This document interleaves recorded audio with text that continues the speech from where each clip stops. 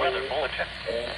For the following counties in Pennsylvania, Clarion, and Venango. The National Weather Service in Pittsburgh has issued a severe thunderstorm warning for southeastern Venango County in northwestern Pennsylvania, central Clarion County in west central Pennsylvania until 5:30 p.m.